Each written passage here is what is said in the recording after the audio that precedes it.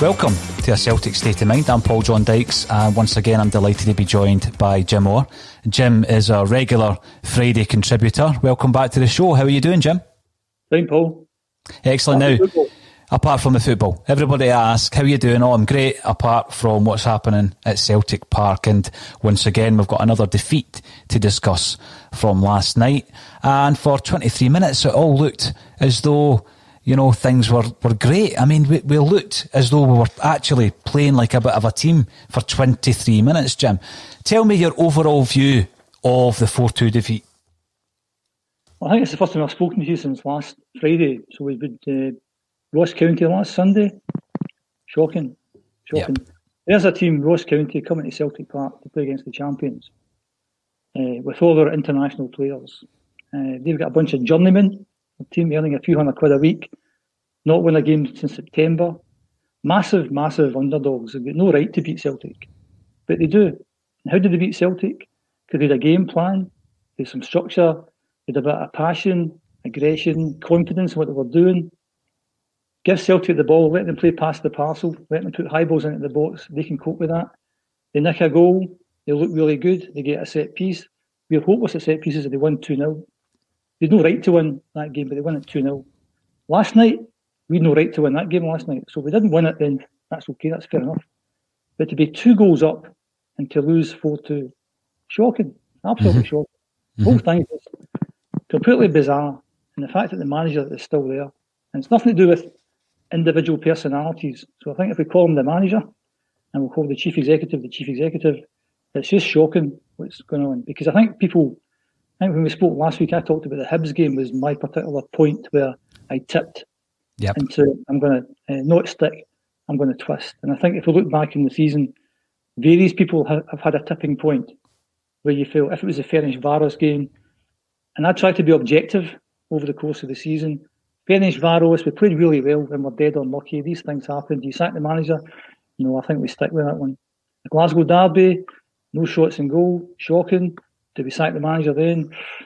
Half our team is out. Eddie's got COVID. Ryan Christie, our best player, is out for the game. 2 other guys with COVID issues. 2 of our other best players are injured. Do you sack the manager then? No, that'd be unfair. Aberdeen, which I know is your tipping point. I thought we showed a kind of gutsy second half performance. Some silly mistakes by 3 or 4 players could have stopped that last goal getting in. Maybe got the whole 3 points. Should we sack him then? You said yeah. I said I would maybe leave it. But unless their performances get better, and if we drop any more points, I think at that point that's my tipping point. And that game was the tipping point. In terms of team selection, it was shocking. In terms of performance, it was shocking. In terms of the comments after the game, it was shocking. And at that point, the manager had to go. And at that point, I think I no longer blame the manager. I blame the chief executive. Because basically, it's on his watch that we're still got the same manager. The manager should have been taken out of the equation. At that point in time, the assistant manager gets the gig on an interim basis until the chief executive finds someone he likes or thinks is good enough to get the job. That's what should have happened. So the defeat off of Sparta, that's on the chief executive. Ross County, chief executive. Last night, chief executive. And he's going to blow this. He's going to blow this because when you look at what's coming up next 2 weekends are big weekends. Yeah. Home game against St Johnstone coming up. Kilmarnock, I think, the following week. Both at home. The league leaders are going to Ross County. So let's see how they perform against Ross County. Let's see what the game plan is from Ross County's point of view. And I think they also go to Tannadice next Sunday. So there's 2 games that I don't think will drop points, but you never know. If we take care of our 2 home games, you never know. But the confidence is at an all-time low, an absolute all-time low. Team selections, formations, tactics, motivation, structure, the whole thing is just shocking. Now, you mentioned there that if a decision was made, and I agree with you, a decision should have been made. I mean, even Chris Sutton, who we know is Neil Lennon's close friend, said at the very beginning of the game last night that he was lucky to still be in a job. And I think most people that are tuning into the Axon bulletins agree with that, Jim. There has been various points, like you say, different points in the season where people have had their tipping point. And I must admit, you were more patient than most because every week I was asking you the question. And what you were doing, Jim, is you were giving me a very balanced response as to why he should keep his job. But then even, people like yourself who were looking for the ultimate balance came to a point where you think, I can't defend this anymore. I think you have to be objective. You can't be subjective with this stuff. And you have to take all emotion out of the whole thing. And that's why if you call it, if you name him as Neil Lennon, then straight away you've got an emotional issue straight away. He's the manager. And you pick any other manager from the start of the season to now, 4 months of poor performances, poor results. Any other manager would have been gone by now. Mm-hmm. And I don't understand why he's still there. I don't understand what the chief executive's game plan is for this. Don't understand. We've had all the stuff about, we'll give Lenny personal stuff. We'll give Lenny the cup final. No, you don't give Lenny the cup final. Absolutely not. This league is still there to be won. No, you're right. You're absolutely right. We're only 5 points behind. And you know what? See if we win the league, the last 4 months will be forgotten. Completely forgotten. We're only 5 points behind, in theory. But the way they're playing just now, there's no guarantee we'll get those five. We'll win those games in hand to get the 5 points back. But we need to do something now to give the whole place a boost. Mm-hmm. And we're hearing the same comments from the manager game after game after game. No, you're right. After 20 minutes. And I watched the game with my son, and I said, if we get out of this not losing any more than 5-2, I'll be happy. And I said that at 2-0. Because as soon as they scored, you knew it was going to happen next. Because I've seen it too many times before. Leo was exactly the same. But the difference between Leo was Leo didn't score until about 15, 20 minutes in the second half. So they didn't have the time to score all the goals. And I know we did really well in the first 20 minutes. And that's because we've got good individual players. Mm-hmm. Those good individual players did some good individual stuff. But in terms of structure and balance, and we're making loads of individual mistakes, silly mistakes. The free kick at the goal, ridiculous challenge. Ridiculous. Yeah, you're right. Barkas, why do you take one step to the side? Why do you do that? Why do you keep things dead simple? Don't overthink things. Maybe people are trying too hard. Mm-hmm. Don't know. It all stems from the manager at the end of the day. And as I said, try and keep the kind of personal stuff out of it, keep the emotion out of it. Look at the manager's record from August to November. Look at the 4 months and see where we are. We've got a game on Sunday.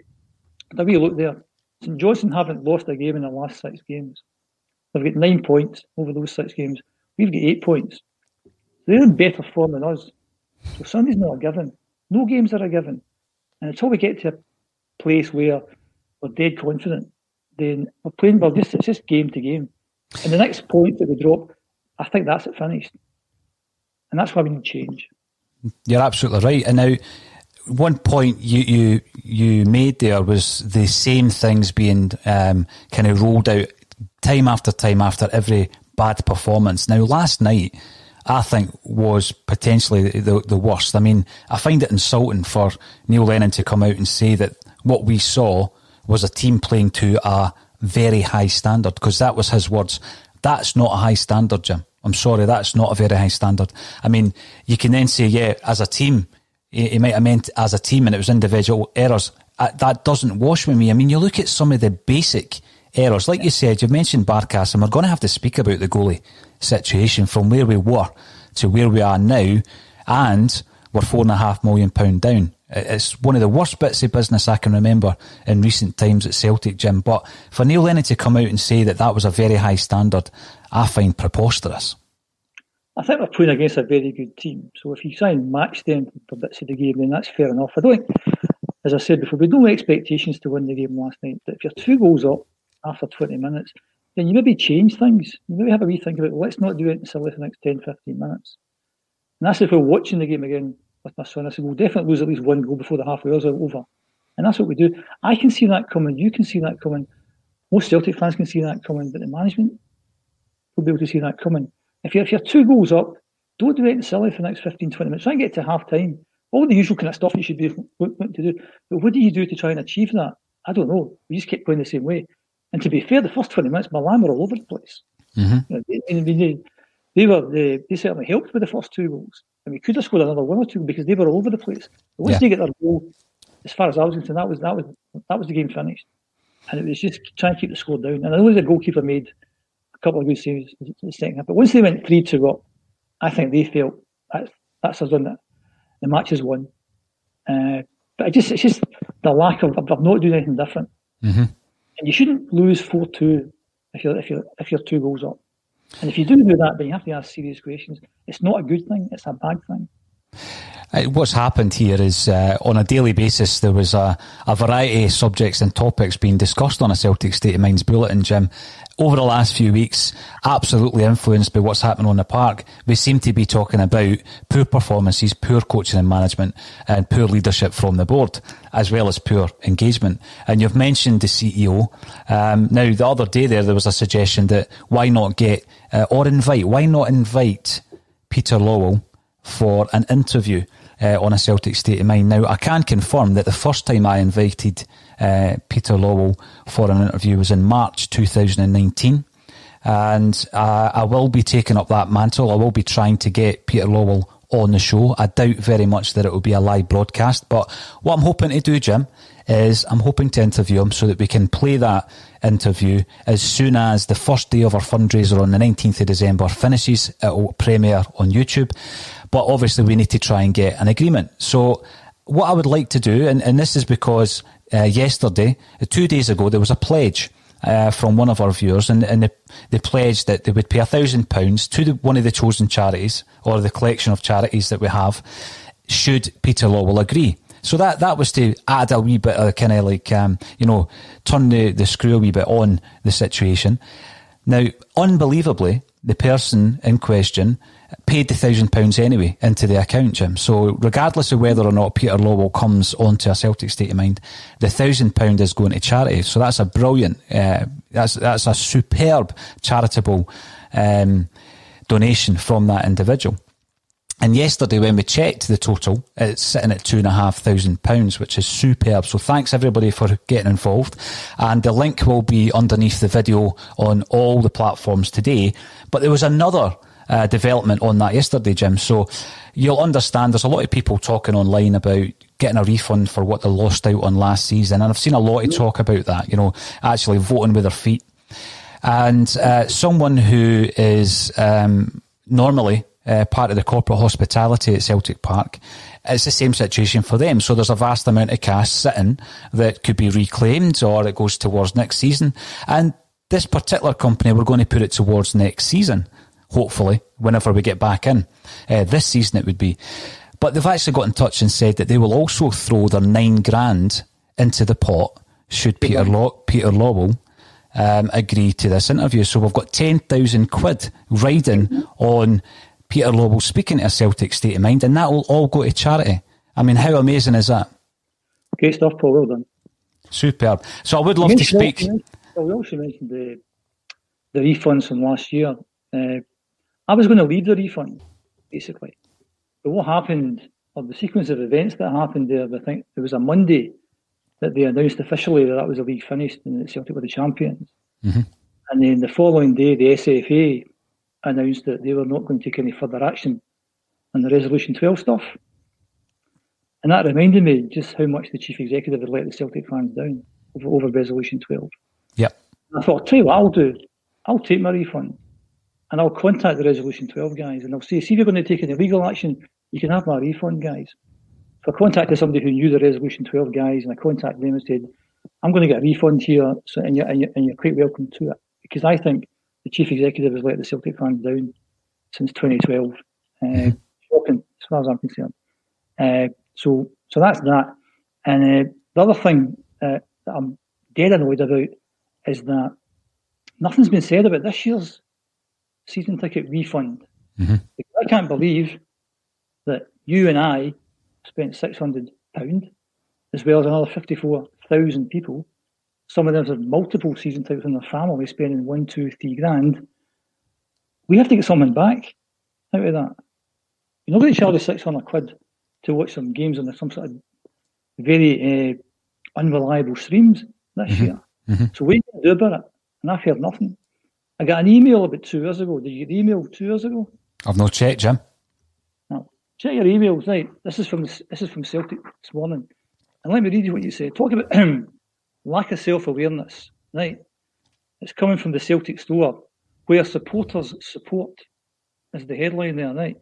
With Christmas Jumper Day December the 11th, fast approaching. Shop online to find a selection of official Celtic Christmas jumpers, available now in a wide range of sizes. Better yet, there are special Celtic reindeer and polar bear jumpers available in matching junior sizes. Perfect to kit out the whole family this Christmas. So there's lack of awareness. There's engagement with fans. Tell us about a refund on my £600. Please, I'd like to know, because I'm in a fortunate position, and possibly you are just now, that you could afford to pay that £600. Loads of people couldn't, but they did. Loads of people have lost their jobs in this pandemic. They really can't afford that. So tell me what your plans are. And what I said to one of my mates a few months ago, basically that we knew pretty early on there'd be no fans coming back to the games. So tell us what's going to happen, Celtic. And what I'd have done, and if I can think of this, and I'm not the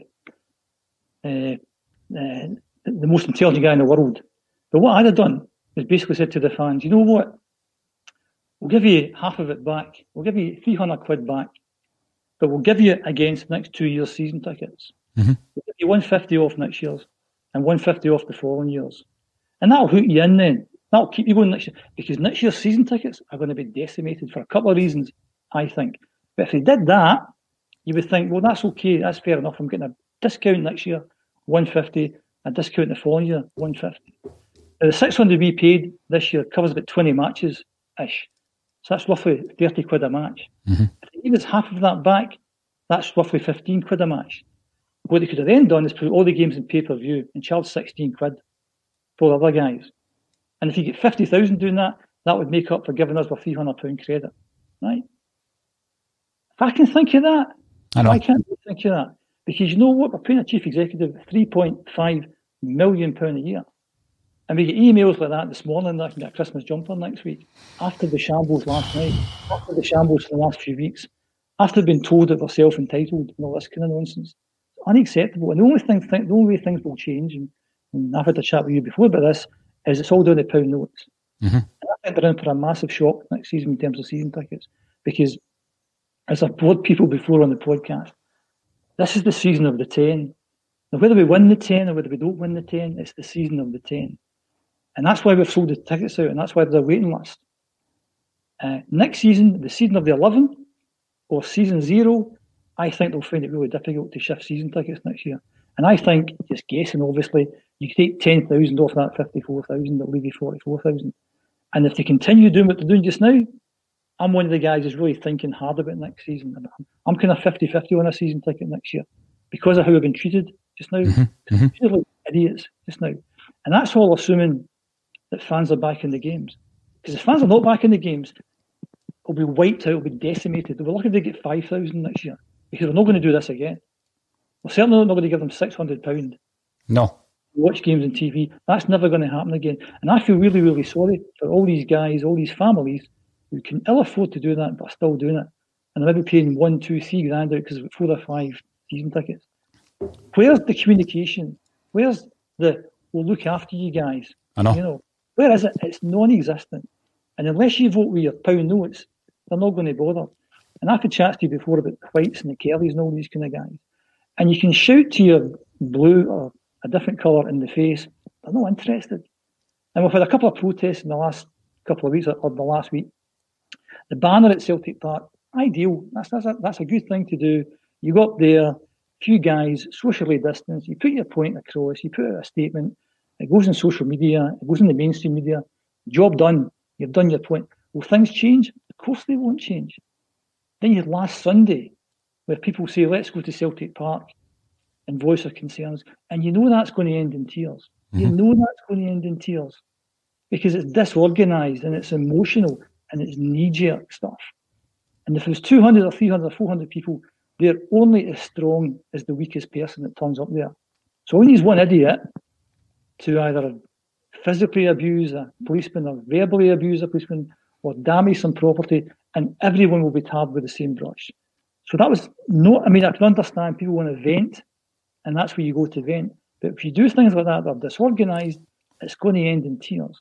And what I'd be looking for just now is people who do have a voice, because we have a supporters affiliation. Is it still called that? Yes. Association. So those are groups who stand for a number of supporters, and they have a named individual, I'm assuming, who's head of that group. Mm-hmm. Maybe I've missed a memo, but I haven't heard anything from anyone to say that we're not happy with this. So if the people who are there to make a difference say nothing, what chance do you have? And I know there's a Celtic Trust meeting tomorrow. I think there's a Zoom meeting on tomorrow. So maybe something might come of that. And you've got the AGM coming up soon. You've got the Resolution 12 guys who've done a phenomenal job, and they're still chipping away at it, chip, chip, chip. And all that stuff will be sorted out someday. It definitely will be sorted out someday. And there'll be a lot of people within Celtic Park who are a bit concerned when all that stuff comes out. Mm-hmm. So I think, as a club, as a chief executive, I think we've been let down for a number of years. You could take this bigger and look at their performances in Europe compared to other similar teams, your Ajaxes and your Benficas and all this kind of stuff. And it's been shocking. Mm-hmm. Absolutely shocking. Anyway, that's a bigger thing. What was the question?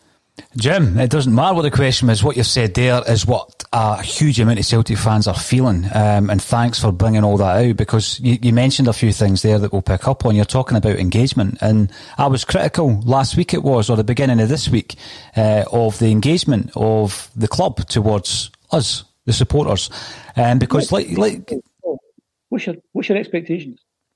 Well, I think that communication is key, and I'm looking for leadership, Jim. And I'm not seeing any leadership. I mean, you get a carefully worded statement of a couple of hundred words, which basically said nothing. It came out from Peter Lawwell, and it was prompted, obviously, by the scenes after the Ross County game.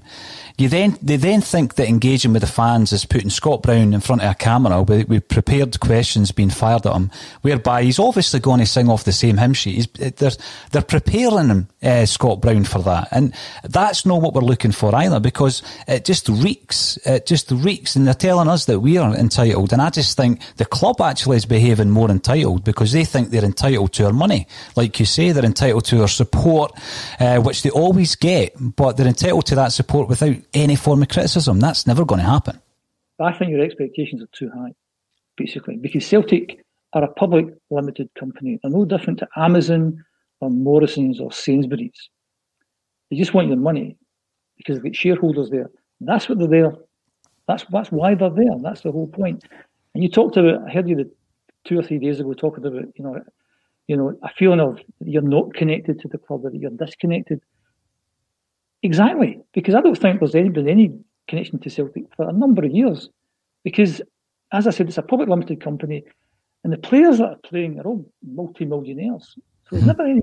There's no connection. You have to go back to maybe the 80s, certainly the 70s, a lot of the 60s as well, where the players lived in the next street to you. They drank in the same pubs. The kids went to the same school as you. There was a connection there. Even the guys on the board would do the same thing. But what we've got now is a public limited company, and the whole point of a public limited company is to make money for their shareholders, and that's what they do. And that's why we get the Christmas jumper emails out today, when we've been embarrassed last night. Another embarrassing performance. But tell you what, you can get this range of Christmas jumpers that are really, really good. Get in there, guys. Get those Christmas jumpers for all the family, not just you, John Dykes. You, the wife, and your daughter and your son. You get in there because it's for all the family. You show your support to Celtic. And as I said, it said at the top, the Celtic store, where supporters support. That's the tagline. And you're thinking, what? That's the tagline. Where supporters support. Buy pyjamas.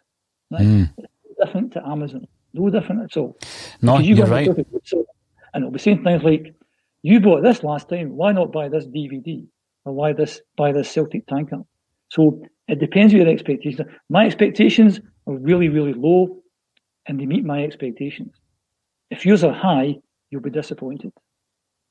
Well, I'm disappointed, Jim, but I think what you're saying is totally accurate, and that's the way that we are treated by these multi-millionaires who are on the board as well. Before we go into any of the comments, Jim, there is a request for you from Stephen Kenneth coming through on YouTube. If playwright Jim plans to bring the story of the decade to the stage, could he use creative license and pen a different ending? Our current trajectory equates to a miserable night at the theatre. Come on, tell us a better ending, Jim. What's going to happen in the next couple of weeks that's going to make a better ending for Celtic? Well, I've said at the start, the manager has to go. On the kind of play stuff, there's a bit at the end of Benelli Bratback, which refers to winning the 10. I think I might to be have a wee look at that again. And then the next play, Ben Bertie refers to the 10 again. So a wee bit of a rewrite having to come. The only thing that can change it is a change of manager at this point in time. It has to be. I'll give the place a boost. And even if it's John Kennedy, for now, it's what you have to do. I can understand that that the new manager might not be ready just now. That's totally understandable. And even with the best will in the world, you might not be able to expect somebody to come in straight away. There might be issues in trying to get the guy away from his, if he's in work just now, to try and get him away from his current employer. If he's not in work just now, and you mentioned some names last week, why aren't we going after these guys as well? So we don't know what's going on behind the scenes. What we do know is that we're not very confident about a game against St Johnstone at home Sunday. And if you say that a few times, you're thinking, what sorry? St Johnstone? And they're the form team. If you put the two teams together, they're the form team. Just shocking. You mentioned John Kennedy. You also mentioned, Jim, other candidates, other possibilities. And the situation we're currently in, that what happens is every manager's got their representative, and representatives will be contacting Celtic at this point because, we are dealing in the modern game. So they're looking at the situation at Celtic thinking there may well be a position at that club very soon. So there are plenty of people letting Celtic know of their availability. Now, John Kennedy was one of the names you mentioned, and I can see the scenario. I can actually see it playing out whereby John Kennedy's there. And I don't think John Kennedy, and by the way, before I'm going to qualify this, I don't know what happens behind the gates of Lennoxtown. I can only go by what I see. Now, people may say I'm reading his body language wrong, and that's fine, and I'll take that. But one thing John Kennedy certainly isn't doing, and nobody can argue with this, he's no supporting Lenny after games, whereby he's certainly not ever taken the flack. He's never taken the heat off of Lenny. He's never speaking to the press. He's never speaking to the press so that he can get a message out to the fans. And if I had a number two, if I had an assistant and that was a proper team and we all wanted the same thing, I would expect at some point over the last couple of weeks or months that John Kennedy would realise that Neil Lennon's really struggling. And he would say, you know what, Lenny, I'm going to speak to the press tonight. You just stay in here. And I've never seen any of that. And I think that's because he is the manager in waiting. In his mind, he's the manager in waiting. He wants Lenny to move aside so he can take front and centre. Of course, and that's perfectly understandable. I mean, what you said a second ago there is that for all we know, and that's what I said last week, we don't know what goes on behind the scenes. And for all we know, John Kennedy has offered to do that. And maybe Neil Lennon said, just beat it, stay out of this. And from what we can gather, again, because we're all experts in body language these days, that it does appear as if they don't get on. And it does appear that maybe John Kennedy is the manager in waiting in his mind. If you've been there that long and you've served under all those managers, and as I think I might have said last week, obviously the chief executive must like him. As I heard last week, the previous manager was talking about taking him down to Leicester with him, so he must rate him. And he was in the frame for the Hibs job. And Damien Duff was on record as saying he thought he was a really good coach. So these are people in the know. I'm not in the know. I'm just the guy who paid the £600. So I don't know, but these guys are saying maybe there's something there. And he's obviously been there for a while. And he's not going to stay there for a while unless he's thinking, I might get a chance at some point with this. And maybe he thought he was going to get his chance when the last manager left. When Neil Lennon got the job, when the current manager got the job, he should have insisted, I want my own guys. He didn't do that. So I don't think you can have a lot of sympathy with the manager because he took the job on under those conditions. Mm-hmm. And if that's what you do, that's what you do. So you live or die by what you decided to do at the time. And I know we hear all these stories about who's buying the players, etc., etc. If you signed up under those conditions, I don't think you can expect a lot of sympathy. And if your results and the performances have been as dire since they've been since the start of the season, it's not personal, it's not emotional, it's not subjective, it's objective. It's not good enough. It has to go. Mm-hmm.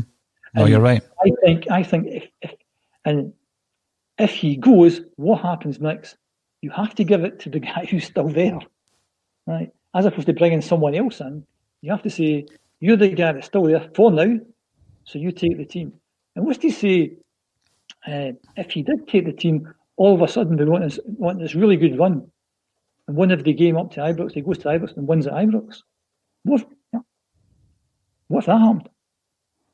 Then we're all wrong.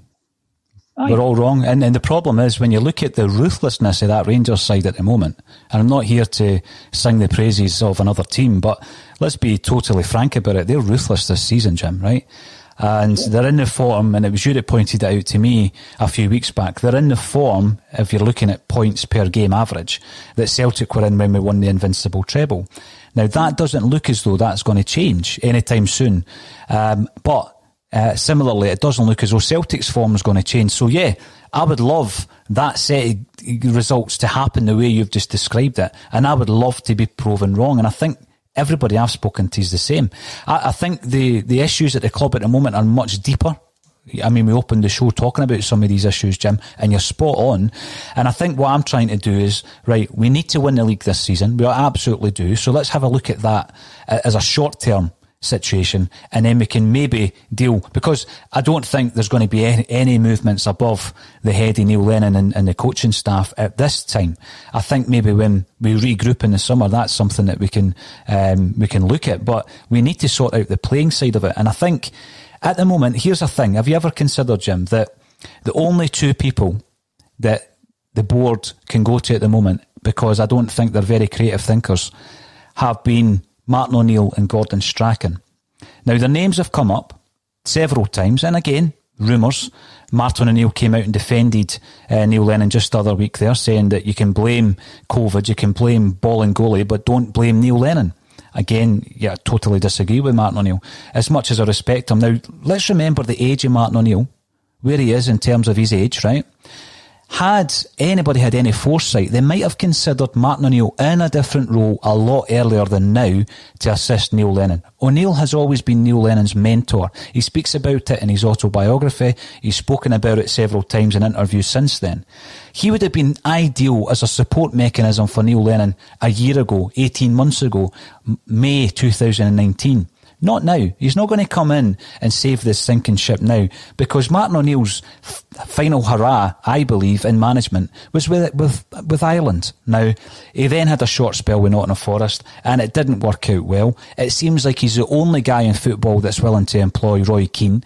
So the only way you're going to get Keane is if O'Neill comes in. But I don't think for a second O'Neill, if he's been offered the job or if it's even been pitched to him, would consider it due to his relationship with Neil Lennon. And actually, when you think about it, Jim, Gordon Strachan was the man that gave Neil Lennon his opportunity as a coach at Celtic. And I don't think Gordon Strachan would take the job either. And I'm basing that on the question was asked in January by myself to Gordon Strachan about management. And he said at that time, he doesn't want, at his age, he doesn't want to deal with the politics of dealing with a football board any longer. So can you imagine saying that and really believing it and then joining Celtic? But I don't think he would do it with a sense of loyalty towards Neil Lennon. But then flip it, because we're talking about Neil Lennon accepting the situation as it was with John Lennon as number two. And you're right, he's got to take responsibility for that if it hasn't worked, because he accepted it. I'm now thinking about Gavin Strachan, because Gordon Strachan, of course, gives Neil Lennon his opportunity as a coach. And it looks to me as though the appointment may not have been identified or pitched by Neil Lennon, but it's certainly been run past Neil Lennon. And I think that Neil Lennon has had a sympathy towards Gavin Strachan, and for me, it's a job for the boys, and it's been the wrong choice. So Neil Lennon's in a situation now that he can't change. He's got his coaching staff, he's going to have to stick with them. But if there's a change, for me, somebody has to manage the team. Of course they do, Jim. But I think the issue is with the whole coaching side, not just Lenny. But that's my view on it. And I think that's why, a change hasn't been made yet. I think the only options they've considered are Martin O'Neill and Gordon Strachan, and both of them wouldn't take the job. Mm-hmm. You said John Lennon. I think that boat is sailed. Did I mention the real legend, John Lennon, right? That was out of the box thinking there. That was pretty good. My theory is that if we get rid of the manager just now and it goes to John Kennedy, falling down on an interim basis, I would have brought in Gordon Strachan to help him out, to be a sounding board for him, not to manage the club, but just to be there to kind of keep him right over a short period of time. Not for John Kennedy to take the job on a permanent basis, But if he had Gordon Strachan at his side that he could, use to sound things off, that might be quite a helpful thing. Over a very short period of time, I'm not saying that's the kind of long-term solution. I think the club have looked at other people, and I think they've kind of said thanks but no thanks. Who would want to come to Scotland? Because, we've talked about these people like Rafa Benitez and Pochettino and all that stuff. To me, that's just fantasy stuff. Because these are in demand. These are top of the range. I think marquee was the term you used. These are marquee managers. But the same as saying we're going to try and sign somebody like Marcus Rashford or Harry Kane, something like that. These are the top managers. Why would they entertain coming to the Scottish League, which is not very good, taking over a team like Celtic, who have been trounced at the moment by the team across the city, having to try and make up a 5-point deficit for a few months? That's not, something I can see these elite managers wanting to do. So we're not going to get somebody of that kind of level. But you know what? The Ross County manager would do me at this point in time, because he can set his team up. He's got a structure. He's got a plan. He gets his team to play in an enthusiastic, aggressive way for his team. Mm-hmm. Well, there you go. There's a name that's got no chance, obviously, but would he be any worse than what we've got just now? I don't think so. And after Ross County last Sunday, you can bring in anyone you want. It has to be better than what we've got just now. And why the chief executive can't see that is way, way beyond me. And to answer the point I think they're making about Martin O'Neill and Gordon Strachan, if that's the extent of the thinking, again, I think we've been let down. Again, my expectations are not up there, they're down here somewhere. And if we get Gordon Strachan and Martin O'Neill in, they've met my expectations, because I really don't think they know what they're doing. I think it's been dead easy at Celtic. If you're the chief executive of Celtic for the last, how many years has it been? Is it 16 years or 17 years or something like that? Yeah, he's in his 18th year, yeah. So, and also, again, to be absolutely fair about this, I don't know what he does behind the scenes. So it's hard to criticise someone. But I've heard things like, well, he brings in lots of sponsorship, say. Well, if you're the biggest team in Scotland and you're playing in Europe and you're on TV every 2 minutes and in the papers, then sponsors will be banging your door down to give you sponsorship. Mm-hmm. So how much of an achievement is that? Try being the chief executive of Hamilton Accies or Motherwell or something like that and getting big deals in. There's a challenge. But if you're the chief executive of Celtic and getting sponsorship deals, I'd imagine that's not particularly hard. And for a lot of the last 9 seasons, it's been a straightforward league victories. So where's the achievement in that? I don't see it. For £3.5 million a year, for a company, and Celtic are not a big company. They only turned over £83 million last year, and we gave out nearly 4% to the chief executive, $70,000 a week. What's that? 2-3 times the highest paid player last year. Mm-hmm. Madness, just total and utter madness. What could we have got for that $70,000 a week? They're not 2 or 3 players. No, absolutely, and we're moving on to that subject now, Jim. Where's the logic in this? Where's the strategy in this? We've had board members having a go at the fans in the past 2 or 3 years. Yeah. Where's the logic in that? Where's the logic in biting the hand that feeds? All they had was the 10. And this has been gaining momentum since maybe 3 or 4 in a row, because 10's in sight with no opposition. It was a cakewalk to that 10. But then maybe 2 seasons ago, all of a sudden there's a challenge. Mm-hmm. And there should have been a challenge. Now there's a bigger challenge. And I don't actually mind. I mean, I like to think I'm quite an objective person.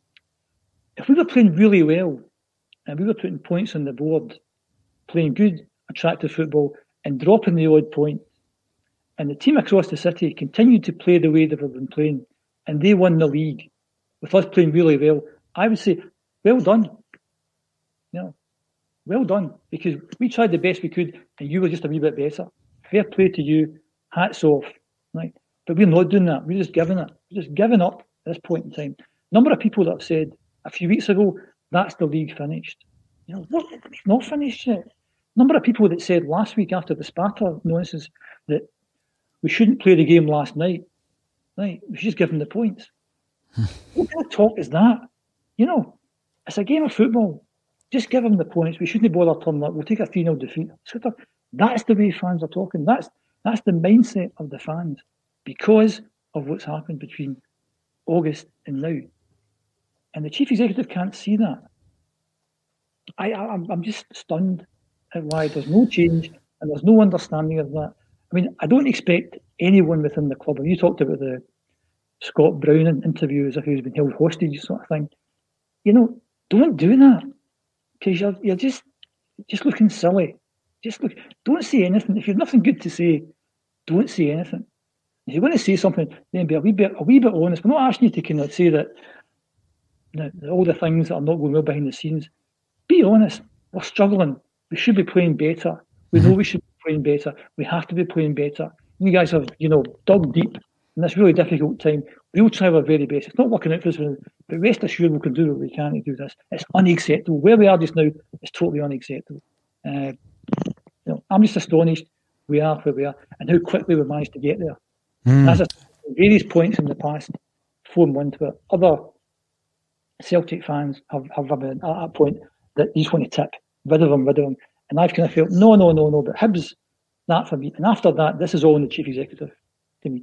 I feel sorry for the manager. I really feel sorry for the manager because I think he's doing an impossible job now. No, he is. He is, Jim. And there'd be nothing better to see Neil Lennon, and I'll mention by name, actually winning that league and standing there in May, holding the league trophy, having completed the 10. Nothing would be better than that. That'd be absolutely brilliant. But you have to be objective about this thing, and you have to look at exactly where we are and what's happened so far. And a decision has to be made, and that's why someone's getting paid £3.5 million to do it. And the decision is getting made, and we're just, as I said, we are fearful of St Johnstone at home on Sunday. And across the city, they must be laughing their heads off at this because we've had the last number of years where there's been all this banter year stuff and just the last maybe 2 or 3 weeks, unbelievable in terms of results, in terms of what's come out of the club. That's almost like the kind of last 8 years in 3 or 4 weeks. It has been an omni-shambles, Jim. But listen, I'm looking back to a time, and it is relevant. I'm looking back to a time where you felt it necessary to gather together fans of Celtic Football Club because you were concerned at the way the club was being run, mismanaged at the very, very top. Obviously, that was a long time ago now, Jim. And certain groups of fans have made their feelings known. You then go into social media now. You then have broadcasts like the Axon Bulletin and others where people discuss the matter, and you get a sense across the board that there's a huge amount of Celtic fans thinking the same way at the moment. In this day and age, how do you get that message across? Because Celtic fans have been called entitled, behaving as though we're entitled. I think the Celtic board are behaving as though they're entitled. They're entitled to our constant influx of cash. I mean, you mentioned the email there. I was preparing for the broadcast. I've not been in my Gmail. But they're sending us an email after a humbling 4-2 defeat once again in the Europa League to tell us to buy a polar bear jumper. Seriously. I mean, how do we actually engage with this current board? I know you knew how to engage with the board back in the 90s, but it's changed days now. You don't engage. You said the word cash. That's the words. I mean, if you go back to the early 90s, and basically, we did a podcast, or I did a podcast with you 2.5 years ago, or so. Get into some of the details behind it. I don't want to bore people just now with that stuff. But basically, back in the day, when the old board, the Kellys and the Whites ran the club, and people were kind of putting up banners and making lots of noises and phoning phone-ins, because back in the day, phone-ins were the only way that people could maybe make their voice heard, or write to the papers and all this kind of stuff. And the point we were making at the time was, you can shout as much as you want, you can make as much banners as you want, but see if you go along every Saturday and you hand over your money to the Whites and the Kellys, what incentive do they have to leave? None. So unless you stop doing that, nothing will change. And what we did at the time, there was 5 of us formed a committee and called ourselves Save Ourselves. And we thought long and hard about this, because what we did at the start was we went to Celtic Park in a freezing cold winter's game against, I think it was Hearts or something, and they were rubbish as usual, and we drew one each that day. And we had little leaflets, and we set up a PO box number. And this was at the time Rangers had won their second of their 9 in a row. So it wasn't as if they'd won 7 or 8 in a row. They won 2 in a row. But the board were a complete shambles. Didn't know what they were doing. They brought a guy called Brian Dempsey onto the board and then sacked him from the board. And that was the kind of catalyst for saying, these guys don't know what they're doing. Mm-hmm. So we set up a PO box and we said to fans on this leaflet, if you're not happy, get in contact with us and we'll see what we can do next. So we stand there in the freezing cold handing out leaflets. For every second person it came past, it was like, F off you. F off. What you doing? Support the team. Every second person. So not everyone shares your views. You have to accept everyone doesn't share your views. But what came on from that is we then had about 300 or 400 people who got back to us. We then organised a meeting in Shelton Town Halls, and we got Brian Dempsey to come along, and Jim Craig and a few other people. And we only invited the people who get back to us. And then we were accused of all sorts of stuff. It's only those and such as those that can come along. And the reason that we did that is we had to know who was coming. Or I had to know who was coming because it was my name on the lease or on the hire of the thing. And it shows you how naive I was at the time. I'm saying to the council, why does it have to be my name? Can it not be save yourselves? And I said, no, you need a name. Because if anything happens, you're to blame. We're going to come looking for you. So all of a sudden, we'll get 300 or 400 Celtic fans come along. And I'm thinking, if this kicks off in some way, I'm to blame. I'm hit for this. And that's my point about what happened last Sunday. Nobody was hit for that. You have to control these kind of things. And we were on this committee, and there was 3 of us were season ticket holders at the time. And there was only about 6,000 season ticket holders back in 1990. And because the media were actually very sympathetic to this cause about trying to save Celtic, whenever we said something, it went straight into the papers.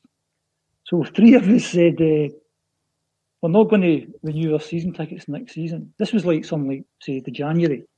So you bought your season ticket. So even if you didn't go to the games, it would have no effect. And we said, what you can't do as a Celtic fan is ask other Celtic fans to do stuff what you're doing. All you can do is say, I'm going to do this. And if people want to do the same thing, then fair play. There's only 3 of us giving up our season tickets. So it's a pebble in the ocean. But that made the news. It's the Save Ourselves Committee have said, we're not renewing our season tickets next year. And I then stopped going to the games. And it got worse. And you knew it would get worse because what we said is, this is going to have to get a lot worse before it gets a lot better. Mm-hmm. And that was early 1991 then, at that point in time. And Fergus came early 1994, when things got to the lowest level. How did they get to there? What gave Fergus the opportunity for coming in? People stopped going to the games. There was a famous game against Kilmarnock, and all the Celts for Change stuff, where there was less than 10,000. And the bank were owed, I think it was about 3 or 4 million at the time, which doesn't seem a lot of money now, but back then it was a fortune. Mm-hmm. And the Celtic board, the Kellys and the Whites, didn't have a lot of money. This was shares that they inherited from their families. They saw it as their club. They didn't have 3 or 4 million pounds. They didn't have the money to address the issue that we needed in All-Cedar Stadium. So they were sinking because of money. And the bank were going to wind them up because the bank were owed money. And if I was the bank, I'd have been saying the same thing. You owe us £4 million. Sell Paul McStay. Sell John Collins. Sell Pat Bonner. We want the money. We didn't do that. Fergus came in and Fergus saved the club. And everything that's happened since then, is down to Fergus McCann. The stadium, how well the team have done, the 9 in a row, that's all down to Fergus McCann. But the question you're posing is, how do you change it? You change it by money. You just don't go. And at the moment, in terms of next season, because of what's happened in the last 2 or 3 weeks, I'm kind of 50-50 on next year. I may not buy a season ticket, but still go to the games. But it would cost some damage if if people like me didn't buy a season ticket, mm-hmm. just chose the games they went to. So if it's a cold Wednesday night against Hamilton Accies in the middle of winter, I'm really not fancy going to that game tonight. And because actually things have changed since 1990, in the 30 years since 1990, I can actually, as I'm doing just now, I can flick a button and watch a game. Yep. There's all these internet streams that you can dive into. So I didn't have to pay my £600 this year, and the chances are I could have still seen most of these games. without paying a penny. Okay, right, freeze and all this kind of stuff. But I paid the £600. Am I so willing to do that next year? No. Not because of what's happened over the last few weeks. And it's nothing to do with them having some sense of being entitled. That's not what it's about at all. It's about being objective, and it's about the people making the right decisions. So Neil Lennon was fantastic. The manager was fantastic last season. Won the league cup, through to the semi-final of the Scottish Cup, won the Europa League group, unbelievably good, brilliant. We get to July, and we've said this in previous podcasts, we spend the guts of £13 million, we bring in 6 players, most of them are on big wages, they're coming from the EPL, they're coming from Serie A. We're all set up, we don't lose any players, we're all set up, brilliant. I can't say anything bad about that at all. Now we can maybe think about whether we bought the right players, but that's a different argument, that's a different story. But the manager's done what he's done, it's not worked out, that had to change, and it's not changed. And I'm annoyed about that. Scunnered, that's the first word I use when I came on. I'm scunnered that hasn't changed. It's not just me. So that will kind of influence my decision going forward into next year. I mentioned the fact about I took last year's refund, and I'm happy to give that to the Resolution 12 guys for doing something. I'm expecting a refund this year. Yeah. And that might harm the club financially, but that's not my problem. Not my problem at all. Because what you said earlier, Paul, was I think your expectations are high. I have a very simple expectation with this one. You're not asking me to pay £600 to watch 20 games on a stream, are you? Are you really saying that? Because what's Sky Sports? What's that these days? 20 quid a month or something? Unlimited football for 20 quid a month. What's that a year? 240 quid? £240, and I'm paying 600. I don't think so. I'm expecting something back. Yeah. I'm expecting some news. I'm expecting something, not the Christmas jumper thing. I'm expecting, by the way, Jim, we appreciate what you've done with your 600 quid, and this is how we're going to play it next. And if they want to give me money off next year, then fair enough, do that. Right? But what they've lost, and again, getting back to the kind of lack of thinking that I see there, is that because all the games are going to be on the internet this year, they couldn't put the games on pay-per-view because the season ticket holders like you and I and our 54,000 pals would have went mental, would have went bonkers. Unless they were going to charge them 30 quid, because that's what we're paying for each game. And they were never going to charge them 30 quid. So they've lost an opportunity there to have made a lot of money because they haven't thought it through. I find it bonkers. And then when you look at actually what people with the UK pay for Celtic TV, it's really, really cheap. Yeah. Really, really cheap. A number of the games, they're getting every single game. I think, how much is it? Is it £180 or £200? It's peanuts. Yeah. It's peanuts. It's home and away all season for less than £200. And we're paying £600 for what we're getting just now. It's unacceptable. But as I said, I'm expecting to see something. And the only thing that will change anything in life, not just football, is money. Because everything comes down to the pound notes at the end of the day. You won't change it by banners, and you won't change it by shouting and bawling at people. And your cause is lessened if kind of stuff happens during those protests. Yeah. To put you in a bad light. And all the club will do, or the company will do, is use that to deflect into something else. That was the story of last Sunday. It wasn't the complete and utter 90 minutes shambolic performance of the team. It was somebody threw a barrier. That was the story of last week. Somebody threw a barrier. There you go. There's your expectations. Now, Jim, you've spoken a hell of a lot of sense over the last 50 odd minutes, and I think a lot of Celtic fans will appreciate this because sometimes it's difficult. Well, I always think you speak sense, Jim. Paul Cockwell dips in and out almost on a daily basis on the Bulletin. He's a Hibs fan. If you look at the players Celtic have, it's a team and a half, just not playing as a team. That's why they need a new manager. It's interesting sometimes to get the perspectives, Jim, of fans of other clubs looking into the situation at Celtic, and that's why I think people like Paul are great to come into the Axon Bulletin. That leads me on to my final question today. I actually do believe we've got a very, very handy squad. I mean, like you say, we keep the top players from last season, other than Fraser Forster. We keep the top players. I mean, we obviously let Johnny Hayes go. Is Laxalt an upgrade on Johnny Hayes? I would say he is. Have we had an upgrade on Simunovic? I would say probably not. But over the piece, we've kept the team together and we have apparently strengthened it. And I do think that a change in manager could work with what we've got, and there might be a few additions in January, and that actually could weather the storm for this season on an interim basis.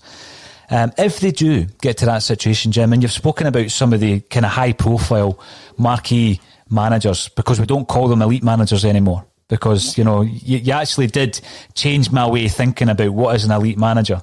And I don't actually think Brendan Rodgers was an elite manager when we appointed him back in 2017. It seems like, was it 2016? I don't think he was an elite manager back then either. So where do we go from here? The last two appointments we've made have been unemployed managers, Brendan Rodgers and Neil Lennon. You've spoken about maybe going into the market of someone who is attached to a club. Then there's a compensation package. You also said you were talking about how attractive is the job. Well, I think Neil Lennon's on a pretty good salary, particularly for a manager in the same kind of vein as Brendan Rodgers, who's looking at Celtic as a stepping stone back into the English game, and there's plenty of those managers about. Or do we go for someone who is attached? Some of the names we've seen mentioned are Rafa Benitez, as you say, Alex Neil, Jack Ross has started being mentioned. Paul won't want him to leave Hibs. So where do we go from here? That is the $1 million question. When we said we appointed Neil Lennon, the comment that the chief executive said that we had other applications and we didn't look at them. Now, if that was true, that's a pretty shocking thing to say, because words are very important. You know that as an author. Words are very important. So don't use words if you don't actually mean them. We had people applying for the job and we didn't look at them. Shocking. Any job that anyone applies for, you're looking for the most qualified to do the job. And as long as we get someone in who's qualified to do the job, I don't have an issue. Don't have an issue at all. And there'll be some evidence as to what that person has done before. And one assumes that the board will know the types of qualities and the types of qualifications they're looking for. And as long as that person fulfills that criteria, then that's fine. As long as they open up the envelopes this time and actually look at them, that would be a start. That would be a start. And I don't have an issue with an Alex Neil or a Jack Ross if on paper they look as if they could do the job. Now, I'm always concerned about a manager who's managed one team, because you could just be lucky with one team. But somebody who's maybe managed 2 or 3 teams and has got a track record of bringing on maybe young players and doing well in the transfer market, it'll be all the usual stuff. I mean, I don't know any more than anyone else with this kind of stuff. But there'll be set things that you think, as long as he ticks those boxes, then we'll get the guy in. It won't be a marquee signing. Just to clarify a point, I tried to make there, is that the Celtic job is a huge job, and people would love to do the Celtic job, just not the marquee signing, not the marquee guys. They're not coming. They're not coming, basically. But it's an attractive job. You mentioned a few names last week. You mentioned a few names this week.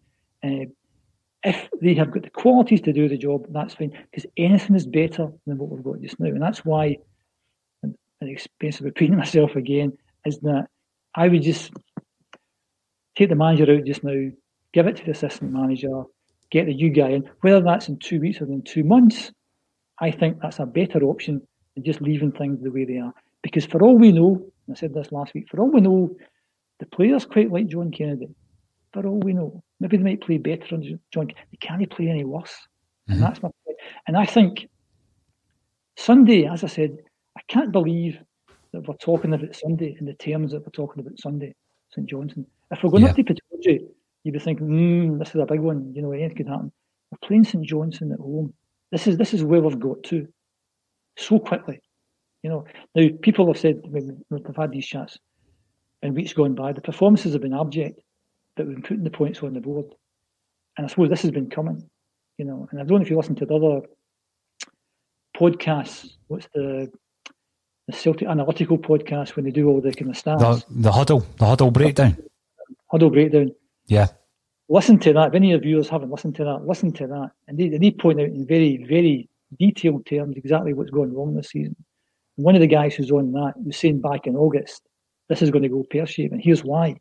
And it's a fascinating listen to what the guy was saying. He was saying things like, couldn't understand why we signed Shane Duffy, because he's not the player we need. We need a different type of player. Mm-hmm. And lots of other really, really good stuff. And this guy's pointing this out in August. And they analyse every game after it's happened. And they were saying things like, even simple things, the really, really detailed stuff they were doing. But there were things like, the expected number of goals you would expect this year compared to last year, given their possessions. It's something like 20% down than what it was last year. The expected goal from the teams we're playing is 20% up. And all the stats that they were saying showed the exact same thing. Fascinating stuff. But it's there. And one assumes somebody at Celtic Park is doing that kind of thing as well. And trying to identify the problem, because the first thing you need to do is admit there's some sort of problem there. And how do you fix the problem? But what we're actually seeing is nobody's admitting that there actually is a problem there. I'll tell you what, look at the Champions League, we're out, problem. Look at the Europa, out, problem. Look at the League Cup, out, problem. Look at where we are in the league. There's a problem there. And people are paid £3.5 million to solve problems. They're not getting solved.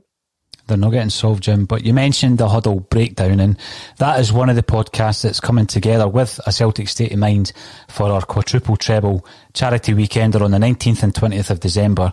The last count, I think we had 18 shows confirmed. So it shows you how the Celtic fan base can come together to raise funds. So we're going to have back-to-back 12-hour broadcasts, both on Saturday and Sunday, 24 hours of free content. And all we ask is, if you're able to throw in a couple of quid into the fundraiser, then you'll see the actual link at the bottom of this video, wherever you're watching it, on YouTube, Facebook, and also on Twitter. We will be raising funds for Rock Talk, who assist people in the area with mental health issues. We're also looking to try and assist those who are blighted by homelessness by giving money to H4TH, Help for the Homeless. Food Facts and Friends will be supporting us with our food bank drive, and vulnerable kids at Christmas will be looked after with Children First. So a great initiative that a lot of Celtic fans are getting involved with, Jim, and I look forward to that weekend, and hopefully it will be a quadruple treble weekend. We need something to celebrate. What's going to happen between now and then? Will Neil Lennon still be in charge? We'll be following it every step of the way. Everybody who's been in touch with us today, thank you so much for getting involved. I didn't get to as many of the comments as I would normally like, but Jim Orr was making so many great points during the broadcast. I've got to thank you once again, Jim Orr, for joining me on A Celtic State of Mind. Cheers, Paul.